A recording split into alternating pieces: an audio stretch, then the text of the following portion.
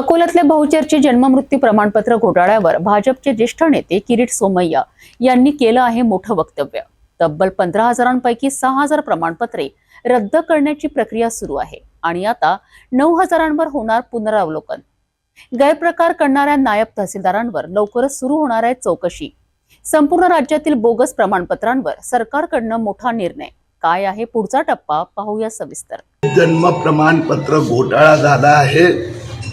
त्यात अकोला जिल्ह्यात 6,000 जन्म प्रमाणपत्र रद्द करण्याची प्रक्रिया आता सुरू होत आहे।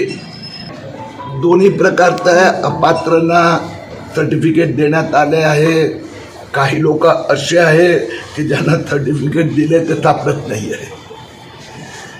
तर आणि त्याचबरोबर एकंदर जे 15,000 अर्ज आले होते, 6,000 रद्द झाले आणि बाकी 9,000चं पण पुनःपरीक्षण करण्यात येणार।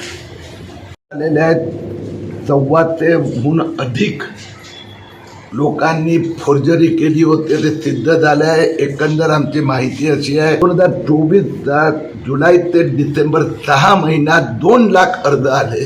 गेल्या 2 महिन्यात पूर्ण महाराष्ट्रात 2,000ही अर्ज आलेले नाही। याचा अर्थ त्या काळात घोटाळा झाला आहे। ओके सर 6,000पेक्षा जास्त जे अप्लिकेशन्स आहेत, जे सर्टिफिकेट आहेत, ते नायब तहसीलदारांनी जारी केले होते। त्यांना कुठली पॉवर नव्हती। त्या संदर्भात त्या संबंधाने काही त्या संदर्भात गुन्हे दाखल झाले, ते सगळे सर्टिफिकेट रद्द झाले आणि आता ते जन्म प्रमाणपत्र त्यांच्याकडून परत घेण्याची प्रक्रिया पुढच्या सोमवारपासून सुरू होणार। नाही पण सर ज्या नायब तहसीलदारांनी दिले त्यांच्यावर डिपार्टमेंटल इन्क्वायरी सुरू होत आहे। जन्ममृत्यू प्रमाणपत्राचा हा प्रकार म्हणजे केवळ अकोल्यापुरती मर्यादित नसून राज्यभरात याचे पडसाद उमटत आहेत। भाजप नेते किरीट सोमय्यांच्या वक्तव्यानंतर आता प्रशासनाच्या हालचालींना वेग आला आहे। दोषींवर कारवाई होणारच, परंतु सामान्य जनतेलाही दिलासा मिळण्याची शक्यता आहे।